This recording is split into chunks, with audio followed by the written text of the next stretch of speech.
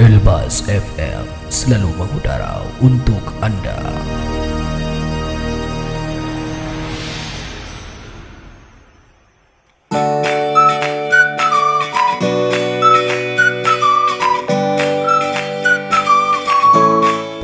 Meditasi kalau di kita sih sholat lah ya, sholat malam kalau saya. Karena di saat kita sendiri itu kita dekat sama Tuhan, dekat sama Allah ya. Di saat itulah kita bisa kayaknya benar-benar berserah, berdialog. Saya kalau juga lagi ini banget ya itu saya lakukan. Kayaknya kalau udah sholat mau nangis mau apa kan udah lepas, rasanya lega. Nah itu coba deh seperti itu. Kemudian ada juga nah ini mungkin yang gampang juga, ini sangat melakukan kegiatan yang menyenangkan. Sukanya apa? Suka nyanyi Bu, ya udah nyanyi gitu kan, di kamar mandi juga nggak apa. Atau olahraga ya, saya senang tuh lihat orang Bengkulu zamannya Covid berbak kemarin itu masih banyak hobi olahraga, jogging di pantai, sepedaan. Nah itu saya senang, makanya saya bilang orang Bengkulu ini mental illness-nya bagus-bagus ya, salut saya sebenarnya itu. Tempat pantai untuk jogging tetap rame. Sepedaan saya lihat ini orang banyak klub, apa namanya, bukan klub sih namanya, perkumpulan lah apa nama itu, orang sering kan kita lihat gerombolan bersepeda itu masih ada. Artinya nggak terlalu ini kalau untuk segi hobi, jadi tempat untuk melampiaskan apa namanya kondisi yang sedang tertekan itu ada.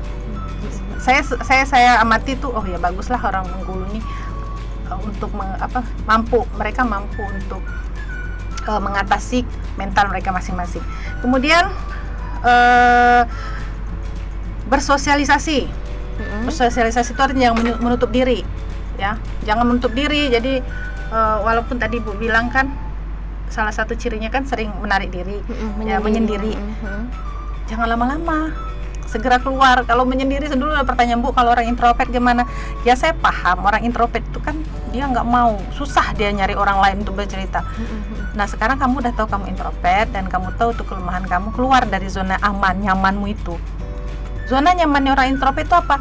Menyendiri. Tapi zonanya orang itu kalau terlalu lama di zona nyaman kan nggak bagus. Ya harus keluar, cobalah bersosialisasi. Itu ya. Kemudian selanjutnya ada juga tadi apa? Positive thinking, bersyukur, meditasi, melakukan hobi ya.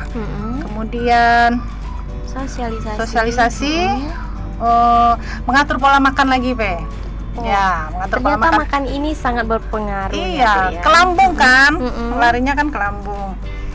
Mengatur pola makan, terus yang jelas kalau anak IAIN nggak mungkin ya menghindari alkohol, nggak mungkin, ini untuk orang-orang luar lah ya. Ya amin ya Bu, semoga ya. Semoga. Ya kenapa alkohol itu kan sama kenanya ke lambung juga. Kalau sudah edik sama kayak narkoba ya. Kalau sudah edik itu susah untuk menghindari dan akan berpengaruh ke semua. Udah pasti itu mentalnya kena. Ya orang kalau udah edik sama satu hal sudah menjadi candu. Itu sama dengan toksik tadi yang kamu tanya pada part sebelumnya itu akan sulit untuk keluar dari itu. Mau direhab kalau mentalnya, itu kalau mentalnya tidak diperbaiki lebih dulu itu nggak bisa sembuh. Ya seperti itu ya, jadi hindari itu. Nah oke, satu lagi itu ada nih katanya yang bisa memperbaiki cepat mental juga adalah memperbanyak vitamin D. Vitamin itu D dari mana dapatnya? Berjemur. Nah itu ya, tapi saya malas sih kalau dulu waktu lagi kena Covid saya berjemur, tapi sekarang malas ya, karena jam-jam berjemur itu udah masuk ke kerja. Itu kan kalau mungkin rekan-rekan Elbas, adik-adik atau anak-anak di sini ya lakukan aja itu. Pokoknya kalau udah mulai merasa, kita itu kan tahu kondisi, kita harus pelajari tubuh kita. Jadi ketika tubuh kita mulai merasa ini ada yang nggak nyaman, ada yang kurang, ya lakukanlah yang tadi saya sebutkan salah satu. Dan kemudian juga dengan berjemur itu mengenakan ternyata. Ya, makanya orang bule itu kalau ke pantai hobinya berjemur ya. Kalau kita di daerah tropis mungkin kita ngerasa alah panas, berjemur nggak penting, ternyata berjemur itu enak. Ya, mungkin dulu pernah ngerasain juga, zaman-zaman Covid masih merebak kan. Panas nih udah keluar semuanya berjemur kayak gitu. Ternyata bagus untuk mental juga. Gitu. Oke. Itu ya, ya. Nah ini kira-kira untuk menjaga kesehatan mental kita itu mungkin dalam sebulan atau dalam 1 minggu ini perlu refreshing nggak nih Bu? Jalan-jalan atau apa nih Bu? Oh iya, perlu dong. Makanya tadi saya bilang kan melakukan hobi tadi. Melakukan hobi itu sebenarnya adalah salah satu dari refresh tadi sih. Kayak kadang-kadang orang hobinya kan berkebun kan kayak yang sudah bekerja nggak mungkin tiap hari. Yang ngambilnya di akhir minggu. Nah, itu salah satu bentuk refreshing yang murah dan meriah. Tapi kan Bu mau jalan-jalan oke. Apalagi kayak di Bengkulu, sekali lagi saya bilang di Bengkulu ini bersyukur banget ya. Wisata pantai ada, wisata gunung ada, wisata sejarah ada, wisata makan pun ada, kuliner ada. Lengkap, paket komplit sebenarnya. Ya, kamu mau ke pantai, tinggal ke sana tuh berapa kilo lah dari sini. Mau ke gunung tinggal ke Gabawetan, ke Curup. Wisata sejarah ada, Benteng Marlborough, rumah Soekarno, rumah Fatmawati, kemudian ada juga monumen banyak gitu kalau kita mau menikmatinya. Terus wisata apa, kuliner jangan ditanya, juga banyak ya. Jadi refreshing itu minimalnya nih Bu, minimalnya kita berkunjung ke rumah saudara. Nah, itu yang paling murah meriah saya rasa. Tapi sekali lagi saudara yang memberikan energi positif ya. Maksud saya. Karena saudara ada juga nih ya Bu. Atau kalau kalian mahasiswa ya berkunjung sanjo, kalau Bengkulu tuh sanjo ke rumah temen di kosan kawan yang punya energi positif. Saya kawan ini dia kuliah sambil berbisnis misalnya, kuliah sambil bisa punya hobi apa, nah kayak gitu pasti ada lah, saya yakin ada dalam satu kelasmu itu yang teman. Bisa juga kamu datangi teman yang di kelas ini anaknya pendiam banget tuh bisa. Kamu cari tahu dia. Itu bisa juga bentuk refreshing. Jadi simpel kan? Nggak harus refreshing itu jalan-jalan loh. Naik pesawat, jalan-jalan itu boleh. Targetkan setahun sekali lah, paling nggak setahun sekali. Ambo kok harus keluar dari Bengkulu naik pesawat, itu boleh. Itu kan motivasi diri. Ya. Pokoknya kita berpikir positif terus ya. Gitu ya, Fea? Oke. Siap. Nanti untuk rekan setia nih, kalau nggak punya uang untuk refreshing nih, boleh nanti keluar rumah pun mungkin refreshing ya Bu ya. Kemudian juga nih menurut Ibu nih, kita lebih baik bercerita ngadu ke Allah atau kita cerita ke teman. Tapi kadangkala ini Bu, kita bercerita ke teman itu merasa plong gitu Bu. Nah tapi kalau lebih baiknya itu kan kita hanya cerita ke Allah saja nih Bu. Jadi yang mana nih Bu yang paling benar, terus yang paling efektif lah Bu? Oke. Kalau yang paling benar, nggak ada yang benar, nggak ada yang salah sih sebenarnya ya. Boleh semua, bercerita sama Allah boleh, bercerita sama teman boleh.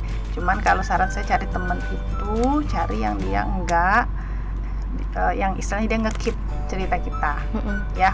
Jangan sampai cerita ke teman yang dia nggak bisa nge-keep, ya kan? Kamu udah mati-mati jangan cerita ke orang yo, ikut kita bayang tahu. Ujung-ujungnya dia cerita, akhirnya apa? Kamu sakit hati kan? Nah tapi Bu, kadang-kala ini kan sifat manusia itu kan nggak bisa dipegang nih janjinya nih kan. Mungkin ada beberapa nih, tapi kebanyakan kalau sudah mungkin tadi kita Bu ya, kita masuk nih sama orang ini, kemudian orang ini ada patah mungkin ya, patah tengah jalan misalnya, nggak lagi dalam artian tuh nggak semasukan lagi Bu. Nah jadi itu kan merupakan salah satu Bu yang penyambung hubungan baik kita jadi patah. Nah itu kan merugikan kita juga nih Bu nantinya. Ya makanya itu saya bilang kalau ke temen, cari temen yang memang bisa nge-keep. Kalau memang kamu ragu itu ya ke Allah lah. Kalau Allah nggak mungkin kan dibocorkan rahasia kita.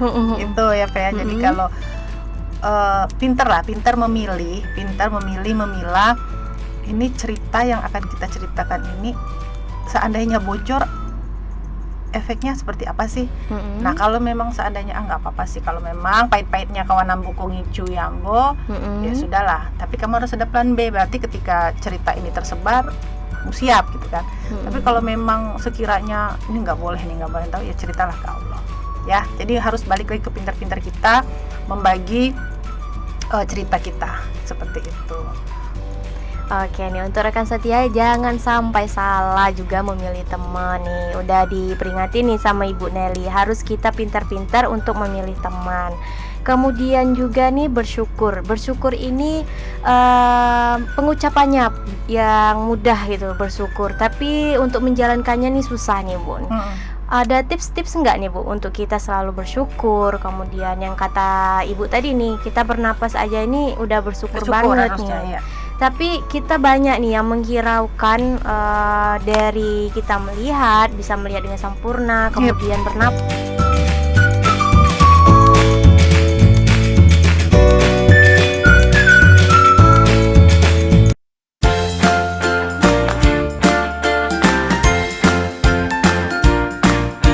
Di mana saja dan kapan saja, pastikan Anda selalu menyimak 97.6 Radio Elbas FM.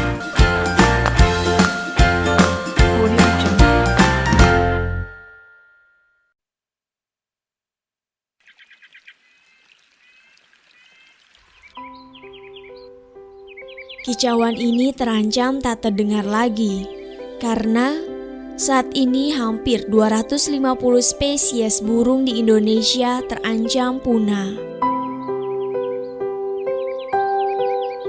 Mari kita hidup berdampingan dan melestarikan keanekaragaman hayati demi kehidupan anak cucu di masa mendatang dan mengurangi dampak perubahan iklim.